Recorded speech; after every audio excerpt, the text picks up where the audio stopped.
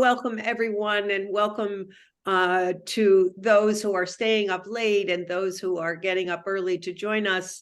Thank you for being with us today at the TESOL International Association Career Path Development Professional Learning Network webinar. Today, we welcome a wonderful special guest, and I am so happy to be here with you.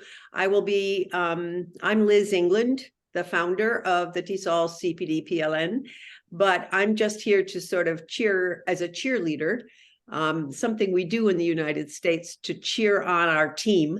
And we have a great team here at TESOL CPD PLN. Damon Anderson is our host today. Damon, thank you for being here from Pennsylvania.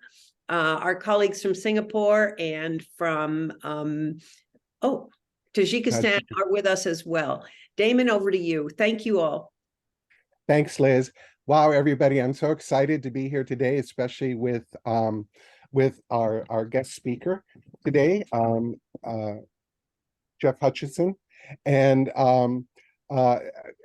he's talking about a really great topic today. And we're so excited to have him here. Jeff is the Director of Advocacy and Public Policy for TESOL International. He leads the efforts to raise awareness, a key word for today, awareness, to raise awareness and voices for multilingual learners of English and TESOL professionals.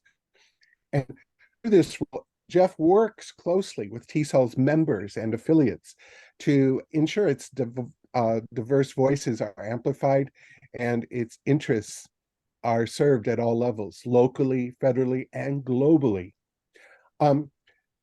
Jeff has worked with associations and organizations both within and without and outside the U.S. That align with and advance TESOL's mission and values. And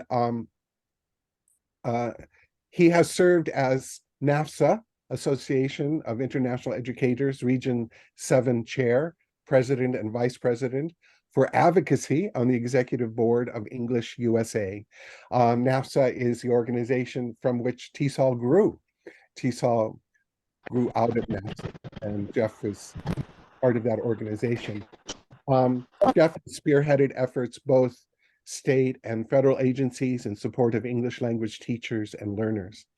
He holds a master's in TESOL and has completed doctoral coursework in policy and administration. He and his wife reside in Bucks County, Pennsylvania, and they have 3 children. On a side note, Jeff worked in international education his whole career, beginning with Satit Chulalongkorn University in Thailand. And he's been working with educators across the globe. And while he has primarily worked in the U.S., his travel has taken him everywhere. And he's had an opportunity for program delivery through educational partnerships in the Middle East and China. So to our well-traveled, well-studied and expert in this enigma called advocacy, we have Jeff here to demystify that for us. So Jeff, I turn it over to you. Thank you for being here with us. Well, thank you very much, Damon. It's an honor and a pleasure to be here with you today. Thank you, Liz, for starting us off this morning. I see that people continue to join with you. And Damon, thank you for that introduction. You may have seen his little cheer there for Pennsylvania. That is where I currently reside. Interestingly, he did mention that I have three children. All of them are adults now. One actually lives in Ireland, so that continues the world travel there. And then I have another one that just goes about all over the world, wherever he fancies. And then I do have a homebody as well. But one thing that professionally that I have done, but also personally, is work in the arena of advocacy. And I think as we go through this, we're going to be able to make this a personal or personalize what advocacy actually means, hopefully dispel some of the myths around it. And just in the next 45 minutes to an hour, have a chat with you, and get to hear from you for some of what you're doing in the arena of advocacy. I would love to sit here and tell stories about, we got on a little bit early and talked about some of our past and how our professional careers have probably intersected along the way, and what a small community we have. And I think that actually may be a good webinar to have, where everybody just shares their stories and talks about their history. But I want to spend some time with you this morning just to talk about advocacy, what it means, give a little overview of the landscape of advocacy, and then be able to hear from you. And then we'll wrap it up with some skills, just a brief overview of some basic skills for any type of advocacy that you're doing, and whatever context that you're working in. And we'll have some resources we'll refer to during that. So go ahead and start sharing my screen so that we can see this. Let's see, I believe this, make sure I get the right one. Yes, got the right screen set up here. So demystifying advocacy here is for the ELT professional. ELT, for those of perhaps unfamiliar with that acronym, ELT is just English language teaching. This is, as I understand it, a webinar for those that are engaged in their career for the ELT profession. And so wanted to make sure that we fashion this for you. Also, just a few points as you go through this. I believe, Damon, you'll be monitoring the chat, or anything that goes on, any questions, anything that comes up that I need to address, please let me know with that. I may not be as attentive to the chat in that process as I go through this. And there will be time for question and answers as we come towards, hopefully answers, at least questions that we can share towards the end. So, demystifying advocacy for the ELT professionals. So well, if I can get my clicker to work. Here we go. All right, so November 17th. So just a quick overview of what we're looking at. We'll dispel some of the myths and have an opportunity to make it personal. I realize we have a lot here engaged on the webinar itself as well. I understand there are additional participants on Facebook, so we're going to have an opportunity, hopefully, to get some feedback during the process of this and to hear from you through some engagement that we have with this. And so we're going to make it personal for you. We're going to look at the types of advocacy, just so that we understand it's always not necessarily going to a government official, which we do routinely. It's enshrined in our Constitution in the United States, but in other countries, you can't necessarily just go up and walk up and knock on the door of the government officials. It's a different context in that case. So we're going to talk about the different types of advocacy that we have. Briefly, we'll look at some of the landscape of advocacy around the globe. If you're looking for more information about what's happening in the U.S. on the federal and the state level, this is not the webinar for that. I'll be happy to update you, and feel free to contact me at the end. I'll have that contact information. We can talk more about that. But this is just kind of an overview of the landscape and the context of advocacy and what the issues are, especially for the ELT professional.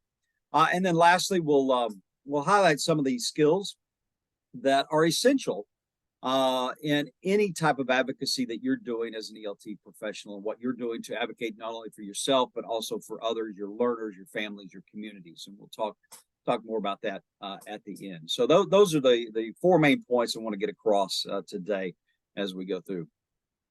Okay, so dispelling the myths. So we could always ask, what does advocacy mean? Sometimes I ask that question and people cower in fear, like, that's not something I can do. Because in the United States, when we think of advocacy,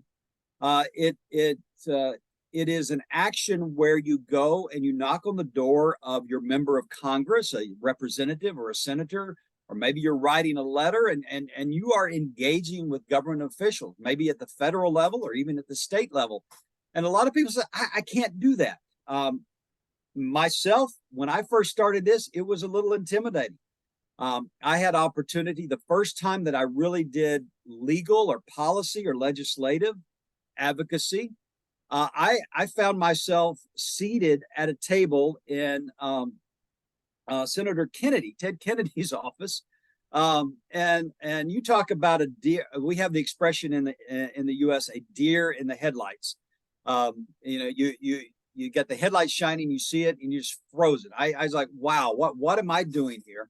In this process, but it got to the point later on that it became very easy and going back and forth. But one of the first thing is you don't have to be a great orator. You don't have to be able to give the great speeches.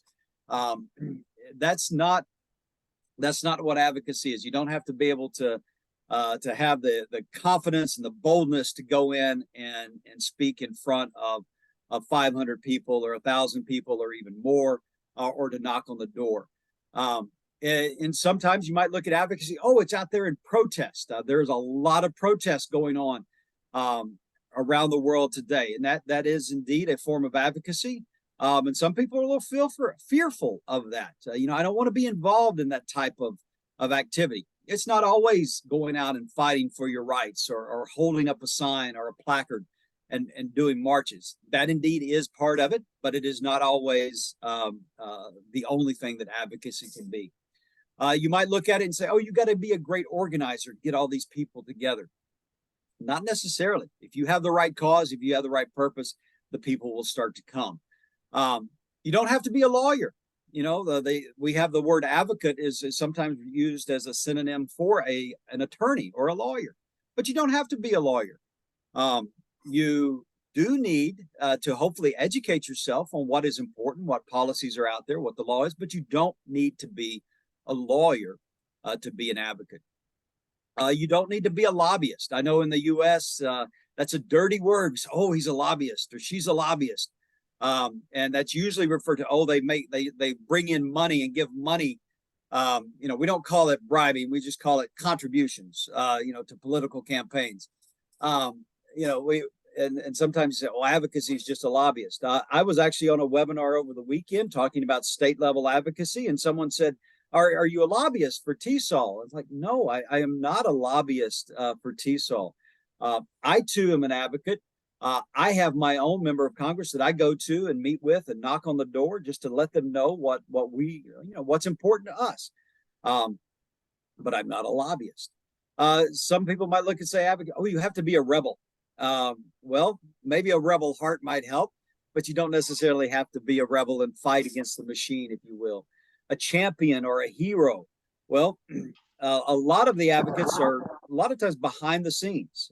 They're not out in front. You don't even see them sometimes, but they are heroes, but not in the sense of a Marvel Comics or DC Comics, not a Batman or a Superman or a Wonder Woman or whatever that may be. But those are all things that sometimes you might come up and think of, well, what does advocacy mean? Well, sometimes it is these things, but these things should not scare you away. So we'll look at this and say, okay, let's go back to the dictionary. I always, that seems to be the first response when we go back. Not Wikipedia. Please don't go to Wikipedia. That's just a collective of information. I always cringe when a researcher or someone says, "Well, according to Wikipedia, Wikipedia is not." Yes. But go to the dictionary there. Go to the dictionary. And so this is kind of a combination of both Merriam-Webster and the Oxford Dictionary, but it's public support. And we'll talk about public in a minute. It doesn't always mean newspapers or way out in front of everybody, but public is sometimes it can be just outside your door. Sometimes public can be inside your door as well. We'll talk about that. But public support for or recommendation of a particular cause or policy, and it's the act or process of supporting that cause or proposal. And I like to simplify that. I like this one in the middle, getting support from another person to help you express your views and wishes and help you stand up for your rights. So it's getting that help. That key word is help. Some others that are out there as far as what advocacy may mean: taking action to create change.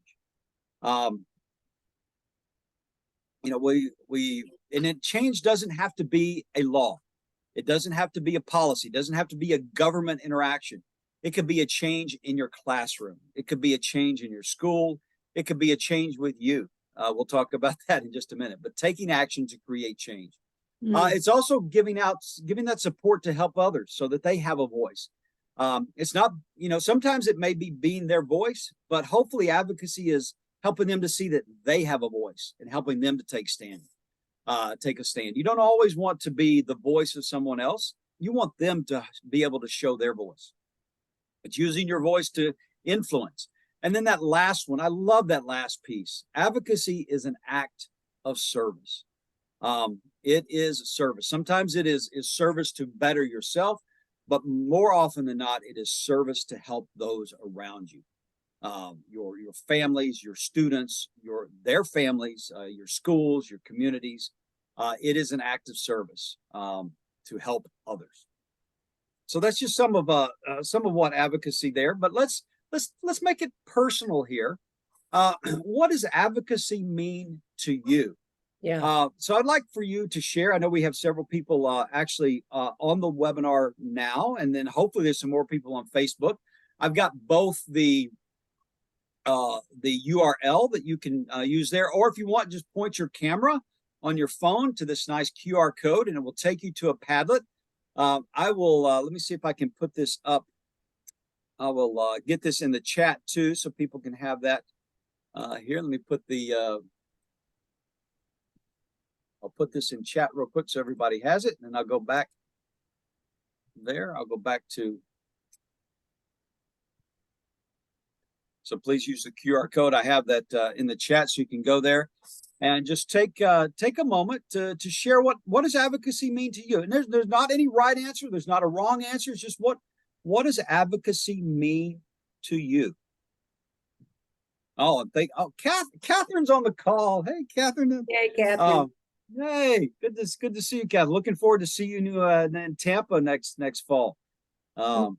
Spring. We've got a number of colleagues. Next spring, yeah, not fall. And Tanzania and Kenya are with us today, as well as others. Okay. All right. So I see some people are thinking about it, writing here. So go ahead and put some of your responses. I'd love to hear from you. Won't take too long on this because I know we have a limited amount of time. So yes, sharing in the chat there, fighting for what is right. Feel free to put up what advocacy means to you. And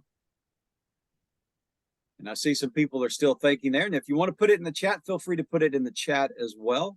We'll keep this paddled up, and we may go back to that in just a moment there. So I'll wait. Working for positive change. I like that. Neva, hello, Neva from Nigeria. Catherine, bringing awareness, raising awareness, back to what Damon had mentioned there, raising awareness and encouraging people to do positive change. And hopefully it is positive. Sometimes people advocate for change that is not positive, at least from our perspective. It's back to one of those definitions just a moment ago, is for the greater good, working for what is positive and to the benefit of humanity. Okay, making others know what there is. Mm-hmm. Selling an idea for service. Well, hopefully sometimes we don't have to sell it in a monetary sense or an exchange, but we do want people to buy in. We want people to understand and believe and join your cause. And I love this. Susan says, advocacy can be small changes that lead to large impact. Right. What was that?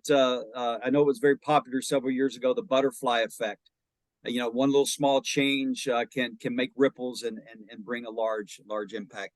And one thing too, I often see this, is that at least from the U.S. perspective, we are so much into the I want things now.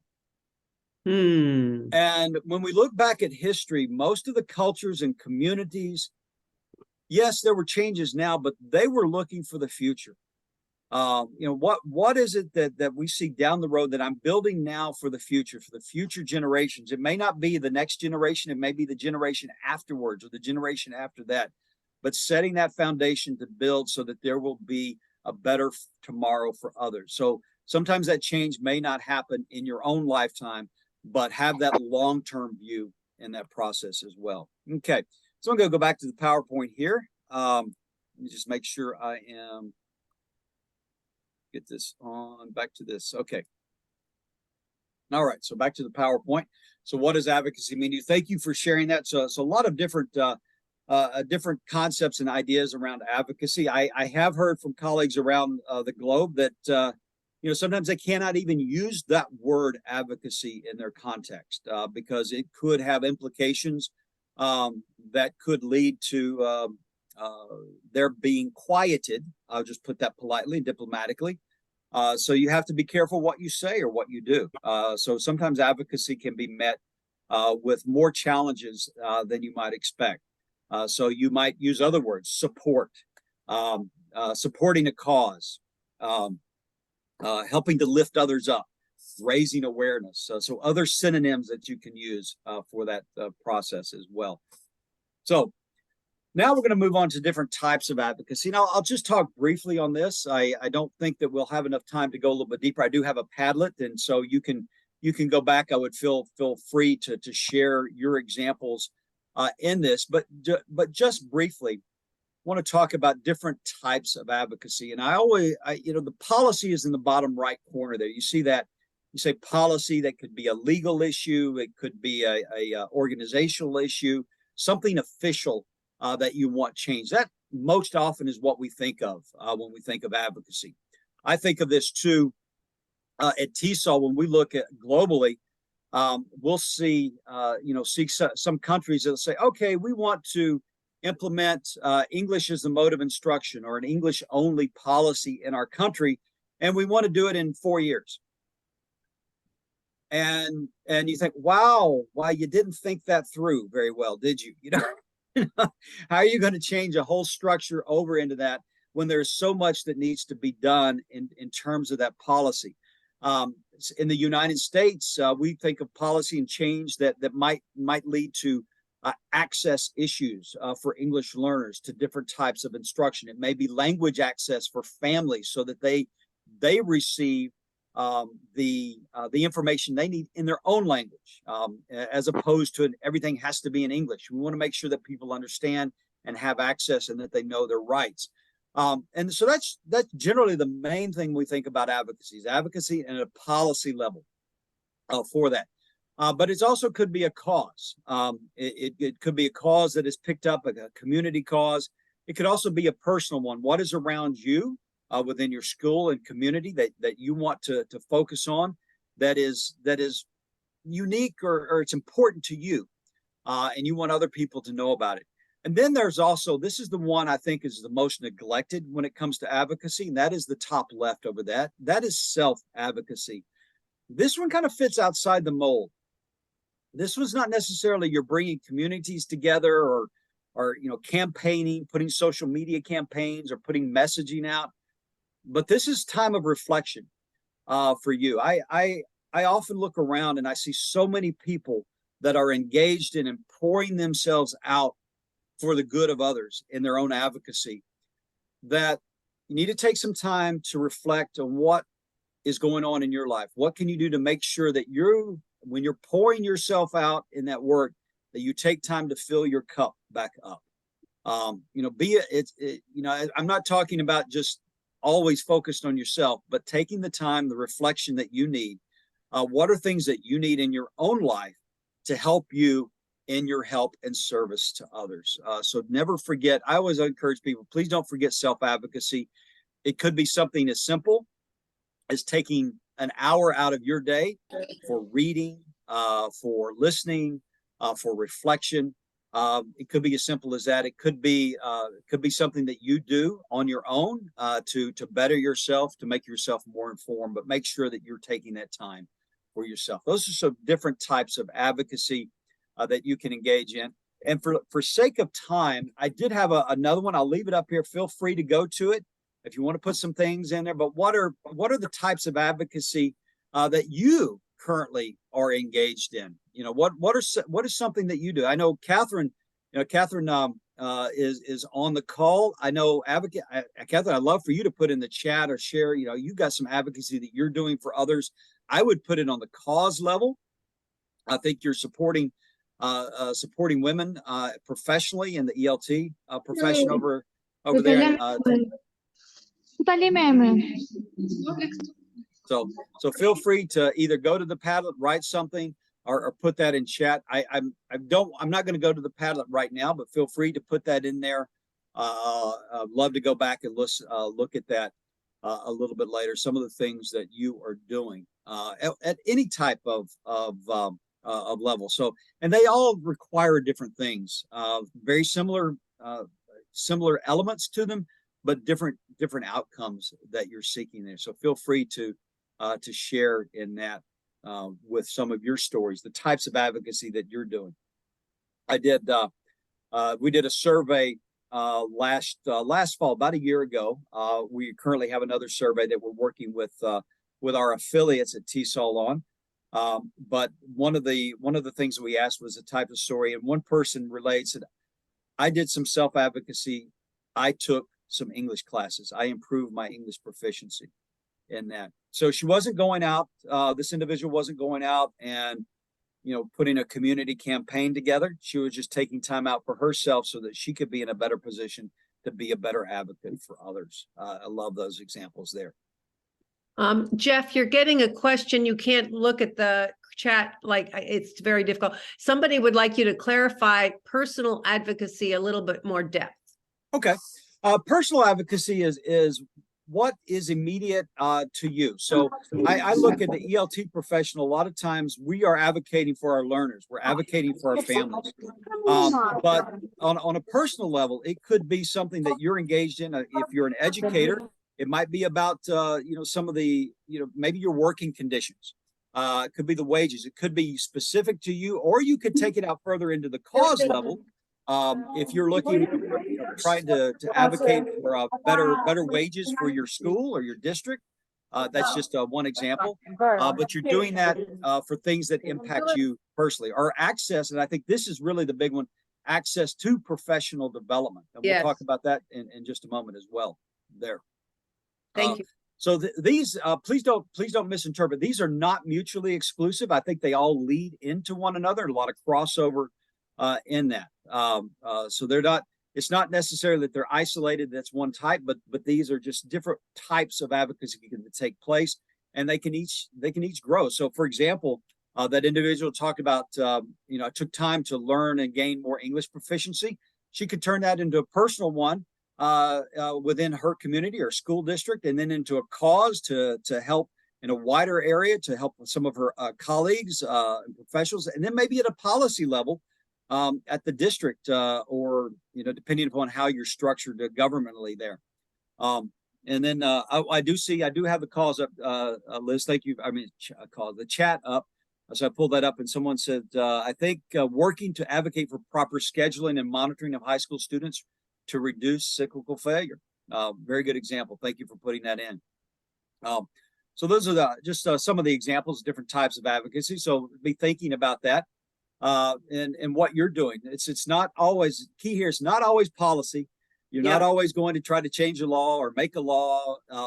Sometimes it can start simply at home and what you're doing in and around, not just, maybe starting with your own family, your own neighbors, your friends, and out to the school. So they think of advocacy in that regards. It's don't look at it and say, oh, it's all about law and policy. I can't do that. No, there's always different types of advocacy there. And I referenced that survey. I wanted to provide, I thought it was very important because we had I think it was about 300, 500 respondents on this survey from all over the globe. And what percolated to the top, and as you can tell by this, we had a lot of people that were outside the U.S. that, and let me, before I go there, I want a little remark. Oftentimes, I see, or I even myself will use the phrase U.S. and then international, U.S. or global. And I hate it when I do that because it is not U.S. and everybody else. When we talk about global, when we talk about international, the U.S. is a small part of that. There's over 200 countries on this planet. And so when I use global, I want to make sure that we're including everybody. And I want to, and if you catch me in it and want to call me out, I appreciate that. If I start talking about U.S. and then I'll say, well, outside, issues that happen in the U.S. can happen everywhere. Issues that happen, we have Tanzania, Catherine on there. I've seen Albania, Nigeria. Issues that happen there can happen in South America. They can happen in South Dakota. They can happen in Australia. It is global issues. And so when you look at this, what are the issues of importance? What is it that are these causes that need advocacy efforts? These are not specific to any one country, to any one culture. These indeed are global. And the one that came up there was increasing proficiency. And you said, well, Jeff, that shouldn't happen in the US. Well, one of our big advocacy things is you don't have to be a quote unquote native English speaker to be an ELT professional. I mean, we even have I put a quote around a native English speaker. I mean, what is native English here? In the US, for example, we have a great problem with teacher shortages, not just ELT, but all over. Yeah. Yeah. And some of the states have been very creative, and they are actually engaging with people that have credentials, education credentials from their own countries that have migrated to the U.S. Maybe they're refugees coming in, displaced persons, and they are bringing them and onboarding them into the community. So increasing proficiency is something of importance here in the U.S. as well. And that goes back to that policy I talked about. Oh, yeah, we're going to be English as a mode of instruction, English only in 4 years. Well, what are you doing about proficiency? You have a content teacher, maybe it's biology. They've never studied English, and now all of a sudden you're going to ask them to teach English classes as well. So what are you doing to support them? Access to professional development and training, that was number 2 on the list. That is global. That is everywhere you go. Everywhere you go is where can we get more training, more support, more professional development. And then I love this third was student rights. And this, well, it comes into access to the English language instruction that is being provided, no matter the context, but especially true in English-speaking countries when you have marginalized or minorities that are being denied access. And you think, I've worked in higher education in the United States, and higher education in the United States is often looked as, oh, it is the gold standard of higher education. But I have sat in faculty meetings where they have been very disparaging for English language learners. Oh, well, they just don't speak English. And oftentimes that faculty member is not even multilingual themselves. And there is an inherent bias in that. And so oftentimes that bias will lead to the rights of students being trampled upon. So that's something of key concern. So don't have time to go through all these issues, but these were just some of the issues that percolated throughout this survey as far as what is important here. So we got professional development, we got student rights, also curriculum and assessments, and making sure that the students that we are instructing have the best in curriculum and are assessed equitably and have access in those issues. Instructional time, working conditions, etc. So I'm sorry, Damon, you're about to. Yeah, one in the chat box, somebody's talking about the importance of literacy, and I think there's different kinds of literacy. There's reading literacy, there's financial literacy, there's digital literacy, but I think the importance of literacy. Was that on your scale at all? That one didn't. This I just took the ones that were rated the highest. I think I had literacy on there. It didn't make it into the highest on this. It was a strong one, but and you're right, Damon, because literacy. Well, to give you an example, we have a bill right now in the U.S. Congress, U.S. Senate, that is supporting for adult education digital and information literacy. And this is adding to that because these two pieces are not pieces that have been focused on in adult education when it comes to a policy level. But very important, especially out of COVID, access to the technology, access to the digital skills needed to be able to navigate. One thing that I hear often, especially we're talking about displaced peoples around the globe, It's not just a matter of language, and I'm not just speaking for English, because a displaced person could be where English is not not the primary language, and they're having to learn another language in this process. But is the access that language proficiency leads to for financial access to the bank, work, being able to take care of the family, medical health, huge issues, and being able to understand that. So it's literacy that is both in terms of knowledge, but also in terms of access there. So thank you, Demmy. Yeah, the literacy is very important there. It's not just about language. It's about the whole peripheral around you, and being able to be not just productive, but to be able to thrive within the community that you're in there. So thank you for that, Dave. And I just see that Catherine put in the chat about digital literacy, what she's doing in Tanzania.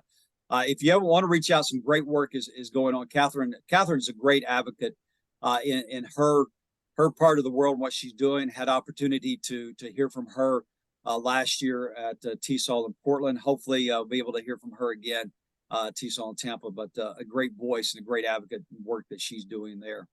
So a lot of work is going on there. So reach out to her for more examples. But these are just the types of things that people are advocating for and what is important. And that by no means is an exhaustive list. As Damon brought out, literacy is on there. So many other issues that could be of importance. And one thing I don't see here is language access. I think that's one thing that is very important, being able to, especially when you're working with younger students. And all of a sudden I got dark. Let me see if I can move over. That's one thing when you don't have curtains on your windows, the sun shines in and makes it, it gives you a little different perspective. But, making sure that there is language access so that people have the information they need that's in their home language. We so much need to change our mindset about English so that it is not a deficit. We want to look at what a person's home language is as an asset to their English journey.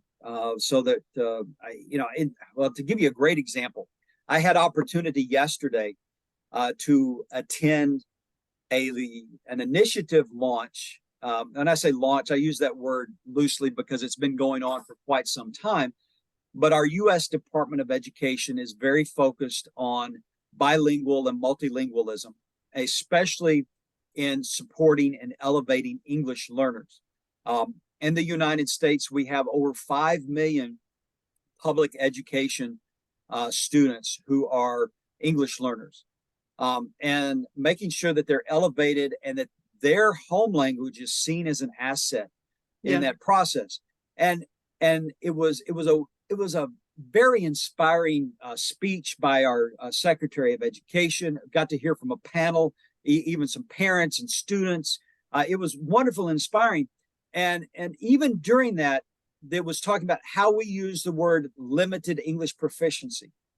And then I got to thinking, only the day before so that was on Wednesday, I attended a webinar from the U.S. Department of Justice about a one-year initiative to make sure that all levels of our government are providing access so that the home language, the native language is there, and that we're supporting our community, whatever language they are.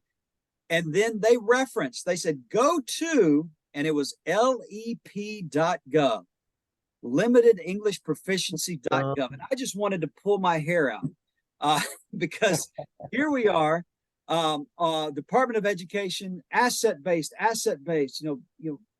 champion the home language. And Department of Justice is saying, oh, all of these great resources for our limited English proficiency. And I was like, it is something that it is a constant struggle. Just, you think, well, Jeff, is that important? Well, yeah, language is important. How we talk about things is important. And so I love the focus on the home language as an asset, but if we could just remove the deficit language of limited English proficiency so that it's not a full website of lep.gov. Anyway, I'm sorry, that's an aside. That was not intended for my intended for my presentation today, but just one of the things that struggled with there. So that's a landscape of advocacy, and I will have in just a moment. I'm going to have at the end here a link that you can go to and share some of your stories and some of your areas. So we do want to hear from you there. So this last little bit before we go into Q&A, I want to give a brief overview of some of the skills that are important in any advocacy efforts that you're doing. And especially as your efforts to raise awareness, whether you're looking personal, local, whether you're looking at a community cause, whether you're looking at a legislative or policy level, whatever kind of context you're in. I know a lot of this work is going to be cause-based, community-based, organizing something to help support those around you.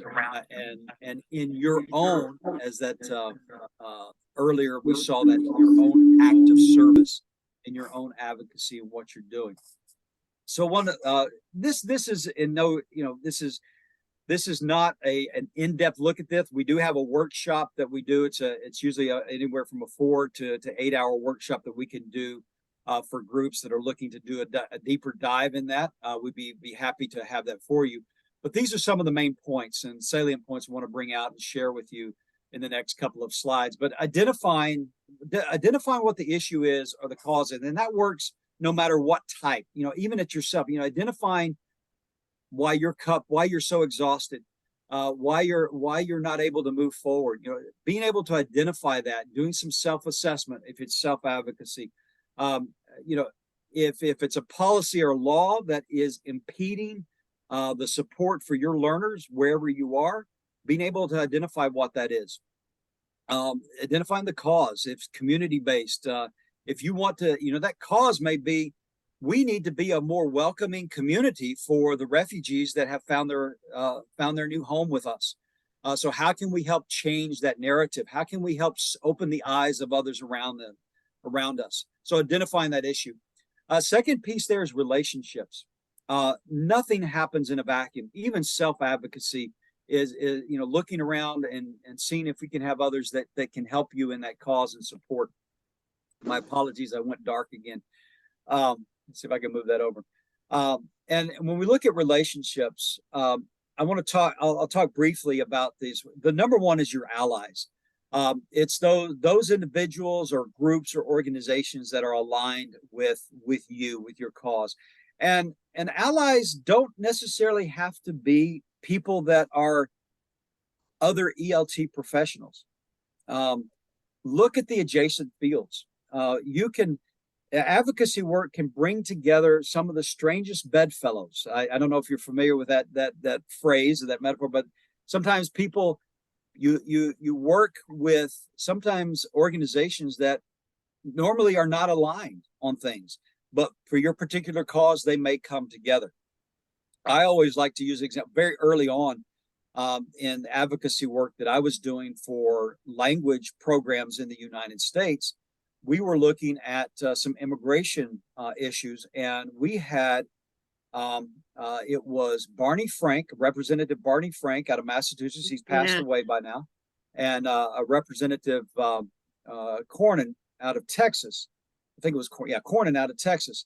And if you talk about the political spectrum, if I need to move my hands off of the frame here. They were so far apart on the political spectrum, but we brought them together for the same cause that we were working on. So sometimes you don't look around and say, "Oh, that person they'll never work with us." Don't automatically shut it down at the beginning. Look at allies from all around. Find out who your champions are. Your champion, if you're working in a school, your champion, it may be a guidance counselor to help build pathways for higher education. It may be a community leader. Who are the champions, the decision makers that can help? And look around in the community, those who would benefit, your students, the families. And then the fourth one there is the opposition. I always say, be mindful of your opposition. And you say, well, why should I be? Well, you want to know what the opposition is saying, what they are thinking. And you want to know when you get up and you are advocating and raising awareness, what's the challenge? What are the challenges you're going to face? Make sure that you educate yourself on that. And there is always opposition. No matter the cause, there will always be opposition. And if you take some time to understand their position, so that you'll know, just to know what challenges you'll face, to be able to prepare yourself. And sometimes with that relationship, you may have opportunity to bring them to see them, for them to see and understand your point of view in that process. Make sure that you're educating yourself and others, and also organize. I said you don't have to be a great organizer. Sometimes organizing is finding the person that can be that great organizer. If you need a social media campaign and you don't know anything about TikTok, don't look to me about TikTok. I don't know anything about TikTok. You need someone that can help with social media awareness. Find that person that can be that organizer in that to help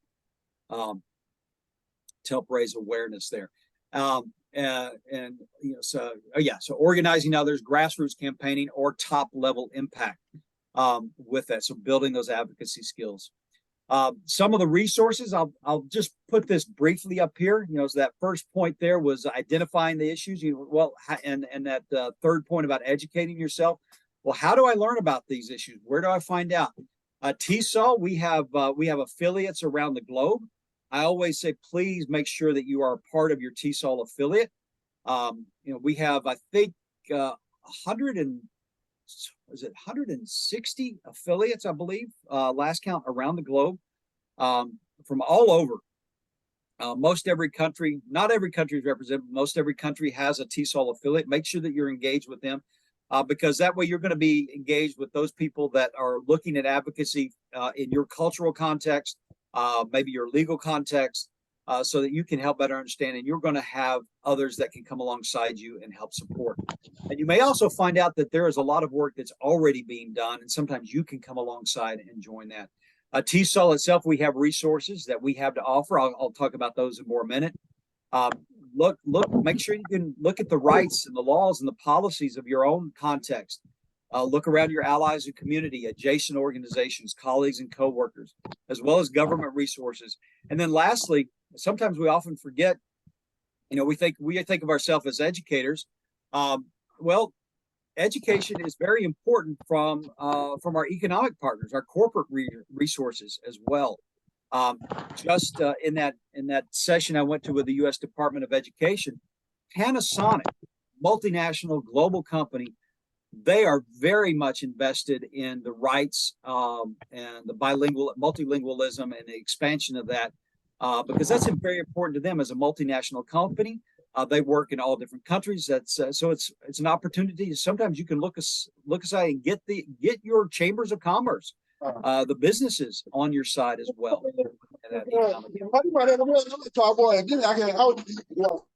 Okay, forgot that mute button. I love it. Okay. Sorry. No, that's all right. That's all right.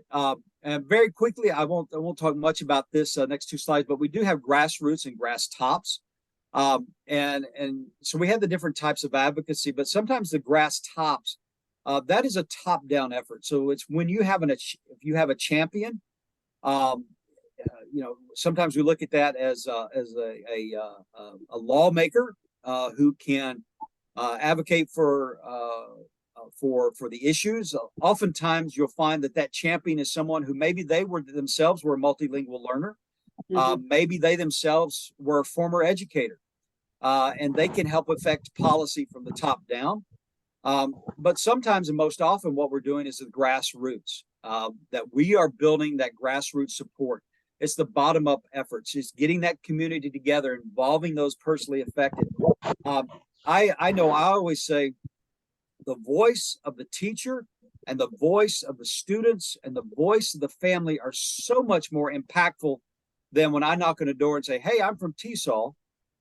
If I can bring along a teacher, if I can bring along a student, if I can bring along their families, that voice has a lot more weight in any advocacy effort than I would ever have. So I always think it's very, very important to bring those people along, making sure that their voice is the one that is heard. So plant seeds of concern, grow awareness, engage your citizens. And that's an agricultural metaphor, grassroots, grass tops. You may call it something different in your context, but one is top down and one is bottom up in affecting that change. And that also bleeds into the relationships that you're building. The grass tops could be your policymakers, your education committees, your legislatures, your representative, grassroots, colleagues, administrators, learners, and families. And I think relationships, to me, there's two huge pieces. If I go back to this one here, to me, relationships, and then that circle on the side that says story, numbers, and ask, those two are really the linchpins of your advocacy efforts. It's that community that you build, and it's how you communicate your story and your ask in that. Those are the two most important pieces. And I realize I'm starting to run out of time, so I may run through these last slides very quickly. Take your time, Jeff. We're fine. I mean, people are here. Okay. We have almost 40 people, I'm happy to say. Oh, wonderful. Wonderful. Some other key elements in this, again, the story and ask. I'm going to come back to that in just a moment, but so I'll leave that to the side there. But I want to look at these two, SWOT and plan. And SWOT, this is often used in organizations that are doing some analysis here, but I borrow this because I think it's important in advocacy here. And that the SWOT, it's an acronym that you can use when you step back and say, I need to assess and make sure that I understand my environment, what I'm looking at here. S is for strengths. Okay, what are my strengths? What are my community strengths? What are my learner strengths? Again, this could be it could be as simple as focusing on the asset-based strengths of the learners and their families. It could be looking at it from an organizational standpoint. I've got a great community here, and there's some very well placed people that can raise awareness and help in this process, and if I can get them on board. It could be your own strengths. Say, hey, I'm not a public speaker, but I'm a great letter writer, and I can write the letters. So that's my strength. That's what is it that you yourself are good at? And then look at the weaknesses. It's good to know where your weaknesses are, because when you're building those relationships, you want to find other people that can help fill those gaps in that process. But it also could be a weakness about your cause. Back to the opposition. If I made sure that I'm understanding the cause correctly, so if there's a weakness here, but I want to build that up. So take some time to better understand that. And then the O is opportunities. Opportunities. Look what's around you. It could be opportunities in organizing. It could be opportunities in that, hey, there was a problem at the last school board meeting, and it turned out that there was some words that were said that raised awareness that we're not serving our English learner community. So there's an opportunity that we can build upon that. So look for those opportunities to voice the cause, to build organizing, to bring more people on, to better get your message out in that process. And then the last one, the T, is for threats. That ties into the opposition out there. What are the threats out there? We look around the globe today with what's going on, and there's a lot of threats with the anti-Semitism, lots of threats with the Islamophobia going on.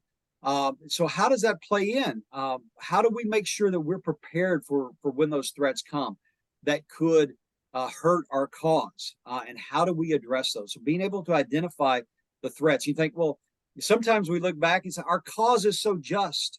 Our cause is so good. Who could be opposed? What threats there are? I'll give you an example. This is from the state of Arizona here in the United States. For those that don't know, I know we've got several people from across the globe that may not be familiar with all 50 states we have here in the U.S.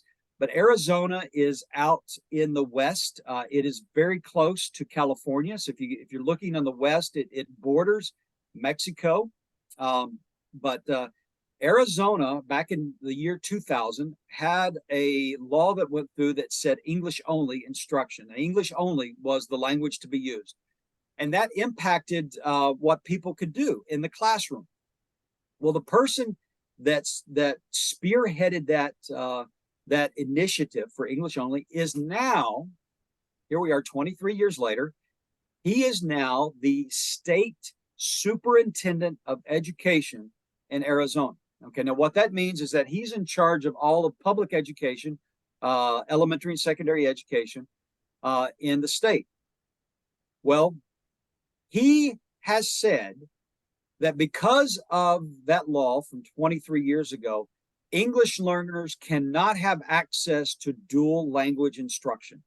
And if you're familiar with dual language instructions, it is one of the most effective means, not just in language, but in raising competency and literacy and academics in all areas, not just for English learners, but everybody participating in it. It raises everybody up. But he says, oh, because of that, you can't have access. English learners cannot have access. And so you look at that, you say, how could someone be against that? So there are always threats there. So make sure you understand the threats that you face. And then that other one there is plan, making sure that you have your plan in place. That goes back to that. And I'll go back here to this slide here. This plan includes all of these: knowing your issue, building those relationships with whom you can communicate, educating yourselves, how that grassroots campaign or grass tops campaign is going to come together, and put your plan together. And then what is the story? What is the ask that you're going to be out there? What is it that when you come forward and say, this is important, this is why it's important? So putting that plan together is key there. And so this last part, I want to focus on the story and the ask. I want to leave this little part with you, because I think this is really very, very important. And I, some people may frame this differently. I frame it as the ask. In a lot of contexts, especially in business, if you're into marketing or sales, they'll say, "What is your elevator pitch? What is your a specific purpose statement, your SPS?" If it takes you 20 minutes or an hour to explain the importance of your cause, you need to go back and make sure that you can get that down to something that is a piece of information, your ask, that can come across simply and easily and understandably, so that it's not complex for people. It needs to be as simple as possible. What is that ask that you're having with that? And there's several elements of that ask. We're starting here. I'm going to start with the right here is the problem. What is the issue? What is the issue that brought you here, that makes this something that you want to bring forth? And this builds as part of, down at the bottom, there's your story. It could be your personal story. Hopefully it's a learner's story or your family story. What was it that identified that here is an issue that we need to elevate? And so we can clearly identify what that problem is. And then if there's data to support that, in the United States, we have a lot of access, especially because of government issues on English learners. I was able to tell you we had 5 million learners. We have, I think, a 44 million adult education learners here. So these pieces are important, but it's not just numbers on impact; it's also outcomes.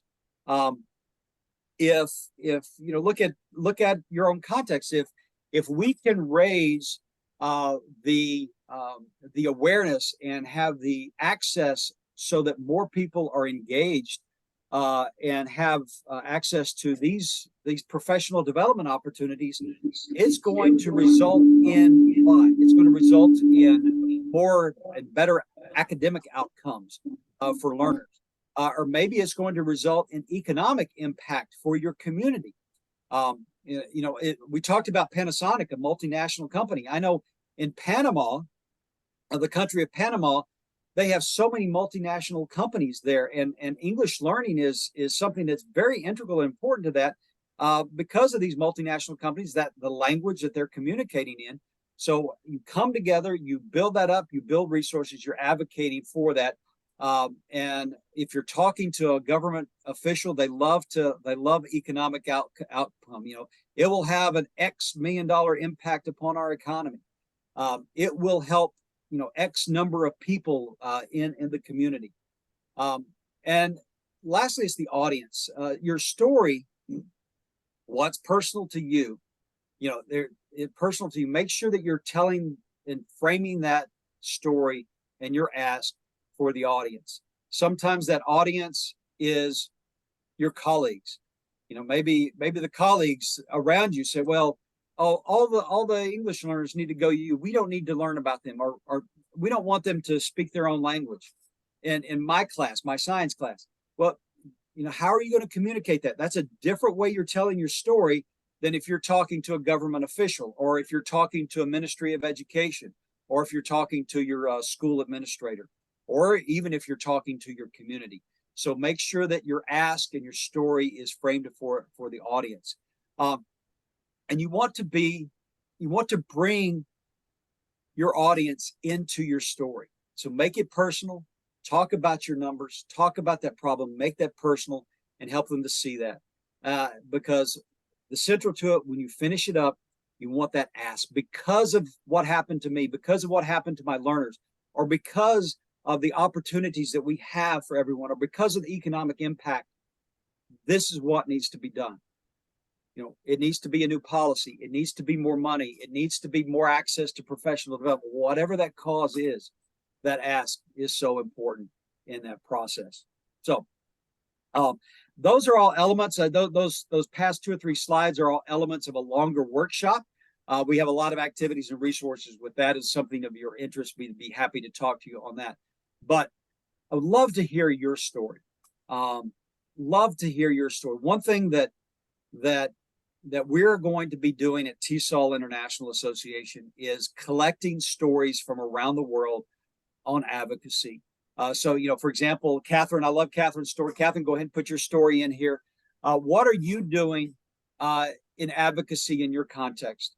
It could be for yourself. It could be for your community. It could be, you know, for your school. It could be at a government level. You know, whatever that is, feel free. Please go there. Please share your story.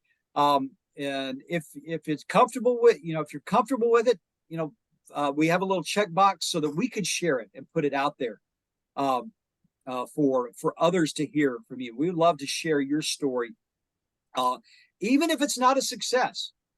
You know, I didn't say this before, but some advocacy, I look at advocacy as a long-term effort.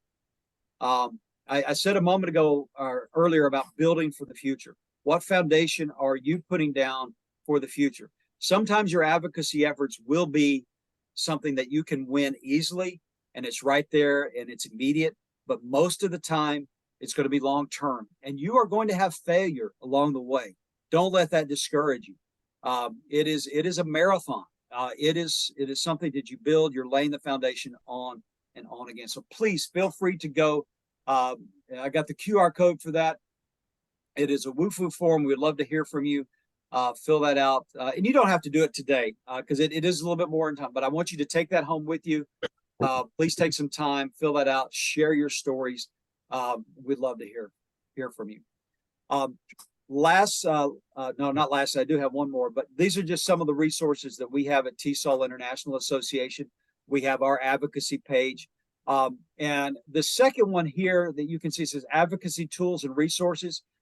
We want to hear from you. If there is a tool or resource that you know of that we don't have, let us know. We want to add it to it. This is a place where you can go to and you can access information.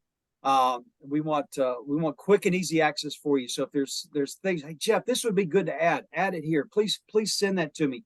We'd love to hear that. If you're in the United States, please visit our Advocacy Action Center.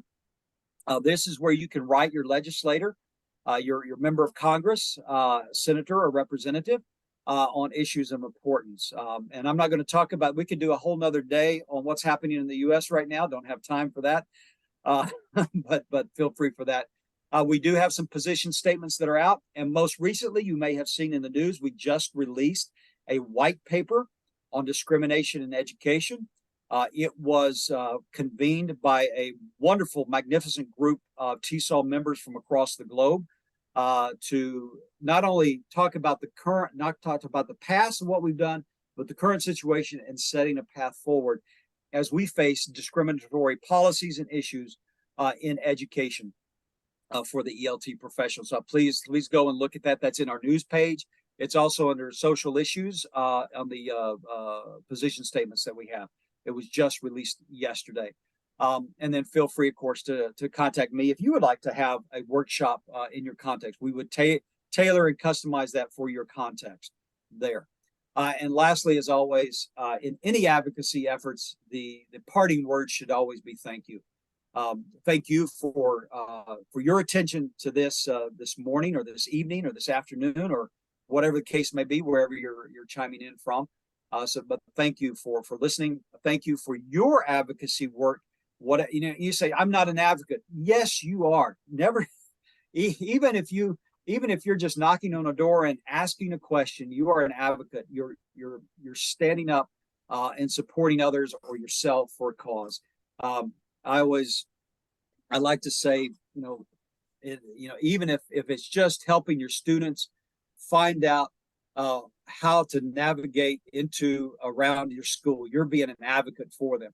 In your context, you are always an advocate. So thank you for that. That is my information. And let me put in the chat, since we do have an international audience, if you would like to reach me by WhatsApp, this is if I can remember it. Yeah, here it is. I got to look up there. Yeah, I don't know why I look up there. But anyway, this is, you can always contact me by WhatsApp. Feel free to reach out. Please let me know your name in that, and I can answer that, because I do realize that WhatsApp is a little bit easier for, especially globally there. But that is my, on the page there is my email and my office number. And if you don't have that, you can do a QR code and you can get that as well. So whatever works best for you. So I'll go ahead and stop right now. And I believe I'm just a few minutes over my allotted time, but hopefully we still have some time for Q&A, or at least discussion. I may not have the answer. Please, I would love, I had such a great intro from Liz and Damon, but as they say, I'm flesh and blood, and I will do my best to provide an answer. But a lot of times it's going out to my other colleagues and collectively working together to help you in that. So feel free to open this up for discussion or question and answer. So Damon, I'll turn it back over to you for that. Yeah, Jeff, thank you. Wow, bravo. Thank you so much for such a wonderful presentation and really demystifying this whole thing of advocacy. There are so many things in the chat box. I tried saving it like twice. Well, I see one, Damon, if I could go, I believe there was one right now that popped up that said, how would you encourage a K-12 classroom teacher get started in advocating and making a change in the school system? I think the first thing in that is knowing what you want to change and how you want to change it. And that doesn't mean that you have the answers. Again, that second part, back to that slide I had, was about building relationships. It's within the community around you to help identify that issue and what needs to be changed. Sometimes you may not have access to that. You need to bring others around you. So immediate, it could be a coworker, it could be a parent. A lot of times, especially you'll have parents that are community organizers themselves. So making sure that you're tied in with what they're doing, bringing them along to help you better understand what's to be done. So once you have that issue, you start building that community and you start mapping out that plan of what you want to do. Sometimes the immediate response, I'm just going to go knock on the door and demand change. And that may be effective in your context, but if you can have that community that's around you organized, raising that awareness so that you're bringing along a family or a student that is impacted, or if it's a professional development, you're bringing along your other educators that need access to this. And it's also understanding, back to that audience. I don't know your context in your school. Do you have an administrator that's very open and receptive, or do you have an administrator that is very abrasive? And so you need to understand the challenges you're going to face in that as well. So it's making sure that you've taken the time to analyze the situation, back to that SWOT, build those relationships, and identify the issues so that you can be clear on what you're asking for there. Yeah, Jeff, we've had some several comments from Albania, which is really, really interesting to me. And they've been talking about how important what you said is and how it's impacting them in a positive way. So thank you very much for that. And they agree that it is persuasive. And several people have talked about how teachers are actually advocates in their classroom, Yes. or, if they teach positive images, teach positive things, that they're actually in a way advocating, for building friendships, building relationships and things. So there are so many, we'll send you the chat. Actually, Maybe, that's a good idea. I'm gonna send me the chat, and I'll go through those questions and try my best to probably not in a specific way, but at least provide organize them and provide some responses. Hopefully, that will be in a meaningful way for them. And give that back to you. You can share that. yeah. And so I think that it's really great, Jeff. You've just done an outstanding job in doing this. Liz, do you see any more questions there that I don't, and I thank you so much, Jeff, and thank you, Damon. This has been a wonderful webinar. We did end up with a good crowd, and we have more people on the Facebook Live. I'm going to stop recording now. And well, actually, well, before you stop recording, I Yeah. want to just put this on there because Damon, you mentioned Albania, so I just got to share. I apologize. I almost got to Albania. I was traveling through Montenegro and got down to the south of Montenegro, right at the Albanian border. Just because I heard there was some wonderful fish soup, which I had on the Montenegrin side, but I didn't get into Albania. So I apologize. I've been very close to getting into your country, but maybe that'll be my next trip there. So hope to be there at some point. yeah. But we have people from all over the world today, and really good. in the chat room here, we've had more than 40 people coming and going, but we've had way more than 40 people. So Shapreza says, "Come to Albania." Catherine says, "Please come to Tanzania. I'll be there." She's invited me several times. Yeah. I need to get over it. Kenya's all. Oh, I tell you what, I just need to get my well, I'll have to do a fundraising campaign. How about that? Advocate for. I'll find and get my my individual self over there. I would love so many countries, and I know you're still recording. This is off Advocacy, but and I'm speaking to the choir. But travel, visit places, see what, and don't be engaged in the culture. Sit down and drink coffee, break bread with people. That is the best thing to do whenever you're visiting in a different country. Breaking bread with people is the most wonderful thing. And I know Judith, one of our leadership members, would love to invite you to Africa. She commented on here a couple of times that you've really demystified advocacy for her. So, and she is an advocate in Nigeria. Wonderful. So, yeah. Anyway, Liz, I am going to stop the recording since I seem to have all this power to do that. Thank you, Jeff. Thank you, everyone, for being with us today and contributing to this extraordinary webinar for Career Path Development, TESOL International. We'll see you soon on Facebook and at my TESOL at the TESOL.org website. Thank you all, and bye for now. Bye-bye. Bye-bye.